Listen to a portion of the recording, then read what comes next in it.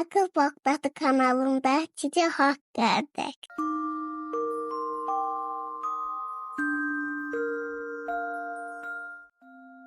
Bismillahirrahmanirrahim. Gecə hekayəsi. Danışan sizin Kövsər bacınız. Bu axşamın hekayəsi Xəsis tacir. Biri var idi, biri yox idi. Bir ölkədə çox varlı, amma eyni zamanda çox xəsis bir tacir yaşayırdı. O həmişə ucuz alıb baha satmaq və çoxlu pul yığmaq haqqında düşünürdü. Nə yeməyinə, nə geyiminə və nə də rahatlığına önəm verirdi. Ən köhnə paltarları geyinir, heç vaxt yenisini almağa əli gəlmirdi. Ən pis vəziyyətdə olan isə ayaqqabıları idi. O qədər yamaq vurulmuşdu ki, artıq daş kimi bərk olmuşdu. Ayaqlarında 2 tısbağa gəzdirirmiş kimi görünürdü. Bir gün tacir çox ucuz qiymətə şüşə, ətir və parçalar aldı. Çox sevindi. O qədər sevindi ki, özünə mükafat olaraq hamama getməyi qərar verdi. Hamama girəndə köhnə ayaqqabılarını çıxartdı.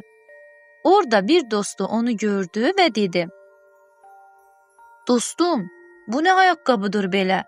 Niyə özünə yeni ayaqqabı almırsan? Hamı sənə gülür." Tacir ayaqqabılarını bir neçə dəfə çevirdi, baxdı və düşündü. "Yox, hələ bir müddət də geyinə bilərəm." Sonra tez hamama girdi ki, dostunun dediklərini eşitməsin. Həmin gün şəhərin qazisi də hamama gəlmişdi. O, tacirin ayaqqabılarını gördü və öz-özünə dedi: "Bu nə pis ayaqqabılardır. Kimsə onları görməsin." O, ayaqqabıları bir kənara və öz yeni ayaqqabılarını isə onların yerinə qoydu.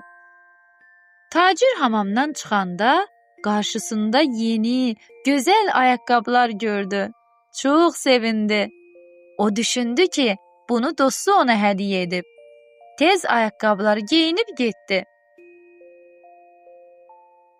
Az sonra qazi də hamamdan çıxdı. Ayaqqabılarını tapa bilmədi. Ətrafa baxdı və yalnız tacirin köhnə ayaqqabılarını gördü. O bərk hirsləndi və qışqırdı: "Kim mənim ayaqqabılarımı götürüb?" Hamamın sahibi ayaqqabıların tacirə aid olduğunu tanıdı və onu qazinin yanına gətirdilər. Tacir qorxu içində titrəyirdi. Qazi əvvəlcə onu həbs etdirmək istədi. Lakin tacirin günahsız olduğunu anlayıb, ona cəza olaraq pul cəriməsi kəsdi. Tacir cəriməni ödəyərək evinə getdi. Yolda özü ilə danışırdı. "Bu pulla yeni ayaqqabı ala bilərdim. Amma cərimə verdim." Evə çatanda ayaqqabılarını çıxarıb pəncərədən çaya atdı və dedi: "Bu dəhşətli ayaqqabılar mənə ancaq bədbəxtlik gətirir." Bir neçə balıqçı çayda balıq tuturdu. Onların toru bir anda ağırlaşdı. Balıqçılar böyük bir balıq tutduqlarını sanırdılar. Amma toru çəkəndə tutduqları şey tacirin köhnə ayaqqabıları oldu. Ayaqqabılar toru cırmışdı və balıqlar da qaçmışdı. Balıqçılar hirs içində ayaqqabıları götürüb tacirin evinin pəncərəsindən içəri atdılar. Ayaqqabılar düz tacirin alıb saxladığı ətir qablarının üstünə düşdü. Şüşələr sındı, ətirlər isə yerə dağıldı.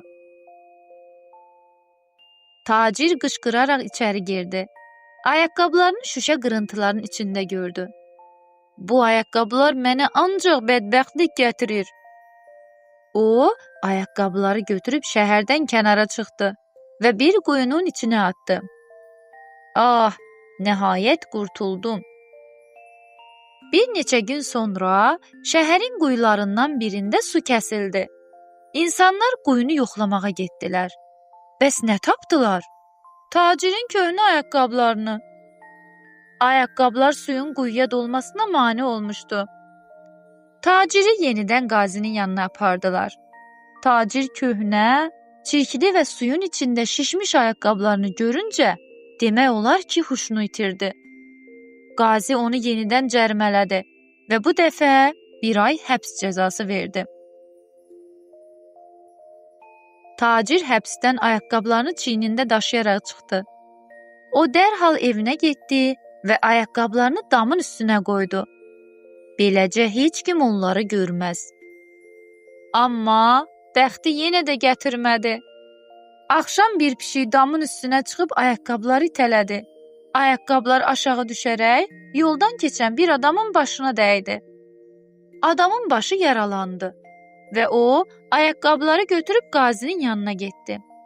Tacir ayaqqabılarını yenidən gördü və ağlamağa başladı. Adam tacirin necə acınacaqlı vəziyyətdə olduğunu görüncə şikayətini geri götürdü. Qazinin bu dəfə tacirə yazığı gəldi və dedi: "Artıq görürəm ki, sən bu ayaqqabılardan qurtula bilmirsən. Elə isə biz kömək edək." Və nəhayət, o gündən sonra heç kim taciri köhnə, cırıq ayaqqabılarla görmədi. Bəzən xəsislik insana daha çox zərər verə bilər. Tacir bunu çətinliklə də olsa öyrəndi.